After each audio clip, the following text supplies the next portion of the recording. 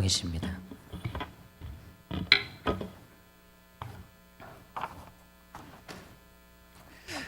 네, 일평생 주님 섬기시면서 사셨던 우리 신앙의 선배님들께서 내 영혼아 주님을 평생 찬양하겠다고 이렇게 고백하시는 찬양이 너무 큰 감동으로 왔습니다. 감사드립니다. 우리 옆에 분들과 인사 한번 하면 좋겠습니다. 사랑의 눈빛을 쏘시면서 아이 컨택을 하시고 잘 오셨습니다. 은혜 많이 받읍시다. 이렇게 인사 한번 하실까요?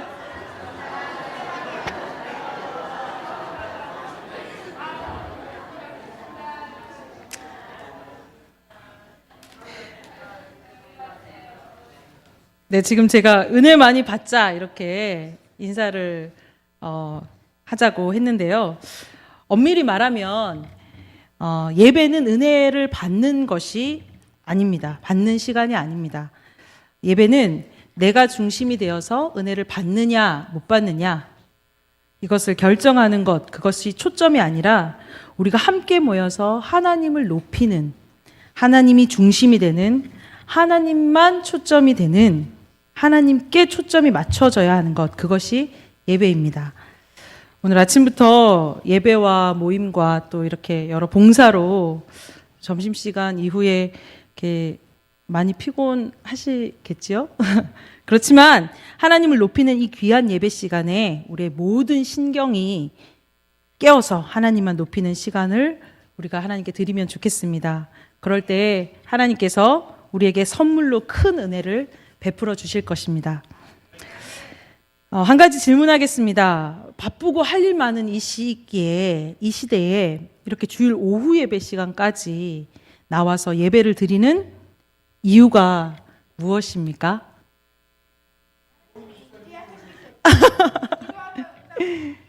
아멘. 아멘. 누구 때문이지요? 우리 하나님, 우리 예수 그리스도 때문입니다. 비단 예배뿐만 아니라 우리가 먹든지 마시든지 무엇을 하든지 다 하나님의 영광을 위해서 할 수 있는 그 근간은 바로 예수 그리스도의 죽음과 부활 때문입니다. 믿으십니까? 제가 감동이 되는 건 이렇게 반응을 주셔서 너무 감동스럽습니다. 청년부 설교를 하다 보면 반응이 없어가지고요. 믿으십니까? 감사합니다. 그래서 오늘 성도님들과 우리가 잘 알고 있는 예수님의 골고다 언덕길, 죽음으로 향하는, 그래서 부활로 이어지는 그 길을 살펴보려고 합니다. 그렇지만 오늘은 예수님의 입장에서가 아니라 한 남자의 시각으로 이 사건의 현장을 한번 살펴보도록 하겠습니다. 성경을 좀 자세하게 보고 또 풍성하게 보려면 성경을 보는 것 속에서 이제 상상을 하고 그림을 그리면서 보면 성경이 더 풍성해지지 않을까 생각이 되는데 오늘 그렇게 상상하시면서 그림을 그리시면서 함께 성경을 보도록 하겠습니다. 이 사람은, 한 남자는 구레네 사람 시몬이라는 사람이었습니다. 본문 이야기는 예수님이 골고다 언덕길을 십자가를 지고 가시는 길에 있었던 이야기지요. 지금 이 사건은 유월절 절기 중에 일어난 일입니다. 유월절은 우리 성도님들 다 아시겠지만 하나님께서 이스라엘 백성들을 출애굽시키신 그 사건을 기념하는 절기입니다. 그래서 모든 유대 남자들은 이 유월절만 되면 예루살렘에 와서 제사를 지내도록 되어 있습니다. 시몬은 오늘 본문에서 구레네 사람이라고 소개가 되어 있는데요. 이 구레네라는 지역은 북아프리카 연안에 있는 도시인데요. 오늘날에는 리비아의 수도 트리폴리를 가리킵니다. 이곳에는 많은 디아스포라, 즉 흩어진 유대인들이 살고 있었습니다. 그래서 이 사람도, 이 구레네 사람 시몬도 그 중에 하나입니다. 구레네에서 이민 생활을 하던 이 시몬은 유월절 절기를 지키기 위해서 예루살렘으로 온 것입니다.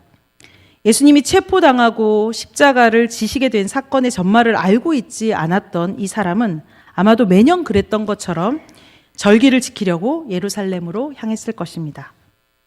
그런데 그날은 어쩐지 분위기가 다른 것 같습니다. 예루살렘으로 왔는데 수많은 군중이 몰려 있고 한 사람의 죄수가 십자가라는 엄청난 무게가 있는 나무를 지고 가면서 성문을 지나가고 있는 겁니다. 이 시몬은 무슨 일인가 싶어서 옆에 사람들한테 물어보면서 이 장면을 지켜보고 있었는지도 모르겠습니다. 어떤 남자가 너무나 무거워 보이는 십자가를 지고 언덕길을 가고 있는 거죠. 이 사람은 심한 매질 때문에 십자가를 지는 것이 어려워졌습니다. 그러자 로마 병정이 시몬한테 다가오더니 억지로 십자가를 지게 합니다. 아마도 시몬이라는 사람이 십자가를 대신 지고 갈 만큼 건장한 사람이었나 봅니다. 어쨌든 시몬은 최악의 형질을 가진 자만이 지는 그 십자가를 지기 싫었던지 그가 억지로 그 십자가를 졌다고 마태복음과 마가복음은 증언하고 있습니다. 누가복음은 그를 붙들어 십자가를 지게 했다고 이야기합니다. 상식적으로 생각해도 어떤 누군가가 어떤 사람이 그 십자가를 지고 싶었겠습니까? 타이에 의해서 어쩔 수 없이 예수가 지고 가야 할 그 십자가를 지고 간 시몬의 모습을 한번 상상해 보시기 바랍니다. 한 사람이 매달릴 만한 십자가의 크기를 한 사람이 매달릴 만한 크기의 십자가를 지고 가려면 우리가 흔히 알고 있는 것처럼 십자가를 어깨에 메고 꾸부정한 모습이 될 수밖에 없습니다. 십자가가 최종적으로 도착할 곳은 골고다 언덕이지요. 그래서 언덕은 올라가는 길입니다. 어깨에 십자가를 지고 약간의 오르막길을 가는 구레네 사람 시몬. 마태복음과 마가복음은 그를 예수와 같이 가게 했다라고 표현하지만 정확하고 상세한 묘사를 하고 있는 누가복음에서는 시몬에게 십자가를 지워 예수를 따르게 했다라고 기록하고 있습니다. 누가복음에서 기록된 모습을 상상해 본다면 구레네 사람 시몬의 시선은 지금 어디에 있었겠습니까? 십자가 때문에 고개를 숙일 수밖에 없었겠지만 오르막길이었기 때문에 시선은 조금 앞을 향해 있을 수밖에 없습니다. 그런 그에게 보이는 것이 무엇이었을까요? 네, 감사합니다. 예수님의 발을 보고 그 사람이 따라가고 있었지 않았을까 상상해 볼 수 있을 것 같습니다. 예수님의 뒤를 쫓았던 그가 예수님의 발을 보면서, 다시 말해서 예수님이 가시는 그 길을 십자가를 지고 따라가면서 그가 무슨 생각을 했을까요? 오늘 본문대로 그는 억지로 예수님의 십자가를 지게 됩니다.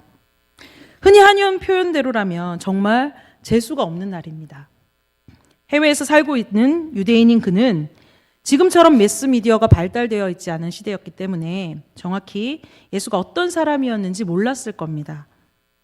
그런 그가 왜 십자가를 지고 가야 하는지 이유도 알지 못한 채 예수님의 십자가를 지고 간 것입니다. 그가 어떤 생각을 하면서 그 길을 걸었는지 우리는 잘 알지 못합니다. 성경이 그 부분에 대해서는 전혀 언급이 없기 때문입니다. 하지만 우리는 그의 열매를 보면서 그의 생각을 짐작해 볼 수 있습니다.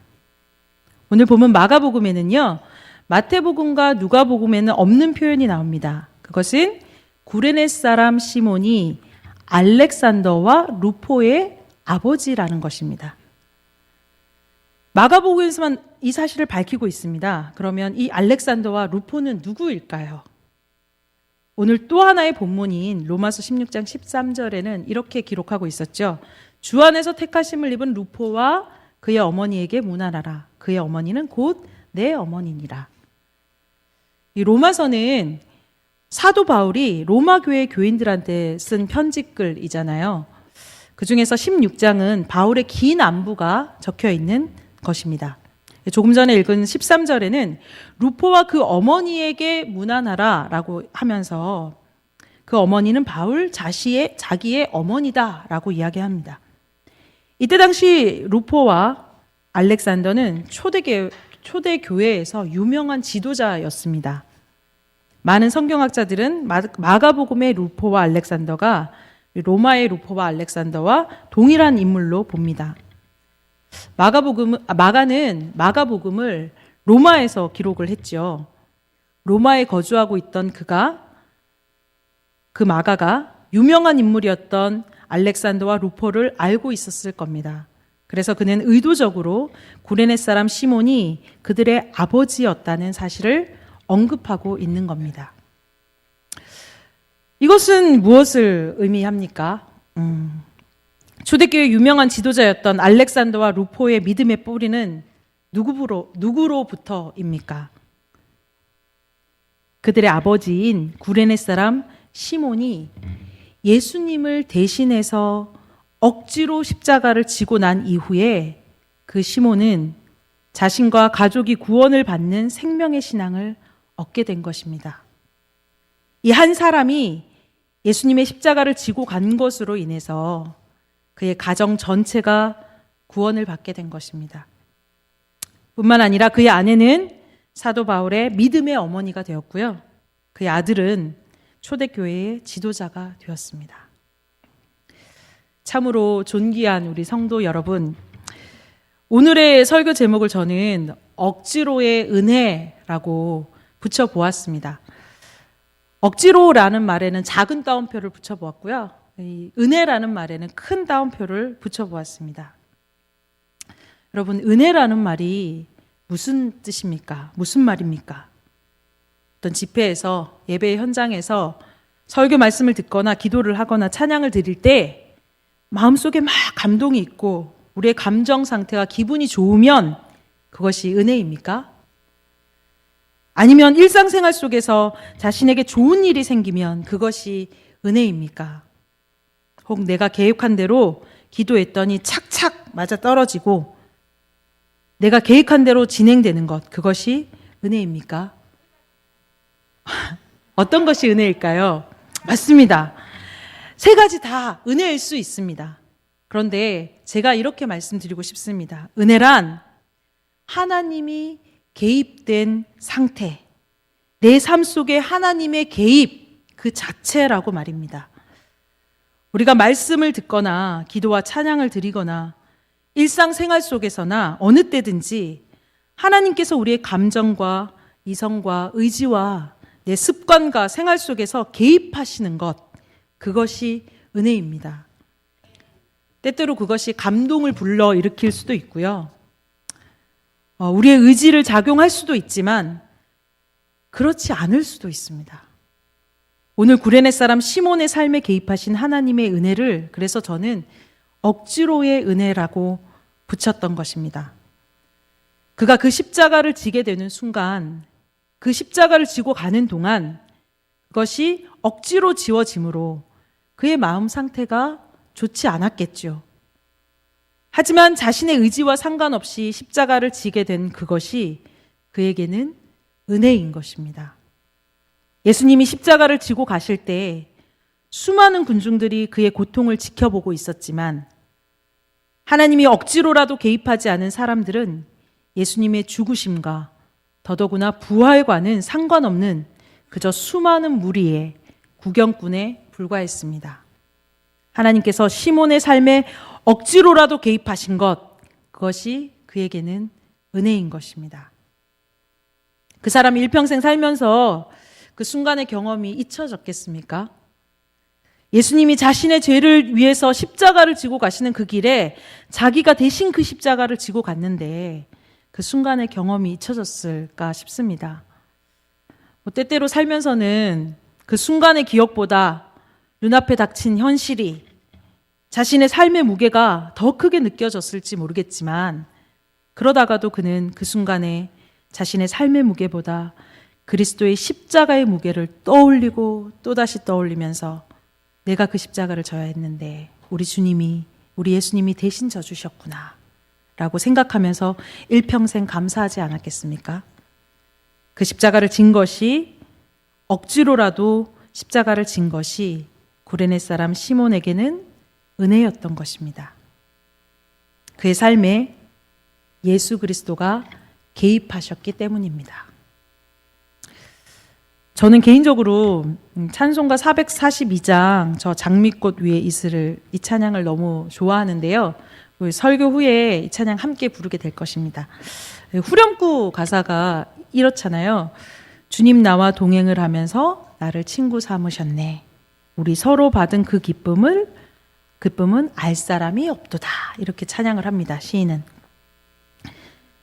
근데 이 찬양의 영어 가사가 조금 더 사실적입니다. 원래 영어 사람이 먼저 지은 노래니까요. 근데 우리나라 말로는 주님 나와 동행을 하면서 나를 친구 삼으셨네 이렇게 표현되어 있지만 영어 성경에는 영어 가사는 이렇습니다. He walks with me, he talks with me, and he tells me I am his own. 말하면 이렇습니다. 그가 나와 함께 걷고 함께 이야기하고 나에게 말하기를 너는 내 거야. 그래서 그 기쁨을 알 사람이 아무도 없다라고 시인은 노래합니다. 우리가 받은 기쁨은 우리가 세상의 기준에 맞추어서 탄탄대로를 걸어가는 것에 있지 않습니다. 어떤 상황 가운데 있더라도 폭풍 속에서라도 주님이 함께 하심으로 주님이 함께 하심으로 그가 나와 함께 걷고 함께 이야기하고 나에게 말씀하시기를 너는 내 것이다. 말씀하시는 은혜 속에 거할 때 우리가 기쁨을 빼앗기지 않고 살아갈 수 있는 것입니다. 후렴에서 이런 기쁨을 노래한 시인은 3절에서 이렇게 노래하지요. 밤깃도록 동산 안에 주와 함께 있으려 하나 괴로운 세상에 할 일 많아서 날 가라 명하신다. 그리고 다시 노래합니다. 그는 나와 함께 걷고 함께 이야기하고 나에게 말하기를 너는 내 거야. 사랑하는 성도 여러분, 가정생활과 교회생활을 하면서 자녀를 키우면서 직장생활을 하면서 해결되지 않는 문제가 있잖아요. 답답한 마음으로 하루하루를 버티면서 살아갈 때도 많잖아요. 예배를 드리지만 예배를 마치고 또다시 가정과 세상 속으로 나아가다 보면 풀리지 않는 문제들 때문에 삶의 무게가 너무 무거울 때가 많을 줄 압니다. 저는 결혼을 안 해가지고요. 혼자 살고 있는데요. 제가 느끼는 삶의 무게보다 우리 가정을 이루시고 살아가시는 우리 어른 되시는 분들의 삶의 무게가 얼마나 무거우실까 생각해 보게 됩니다. 그런데 그 무게 속에서도 제가 이 자리에서 이렇게 말씀드리고 싶습니다. 걱정하지 마십시오.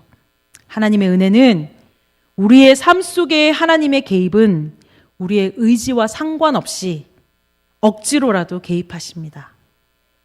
우리가 느낄 수 없더라도 염려치 마십시오.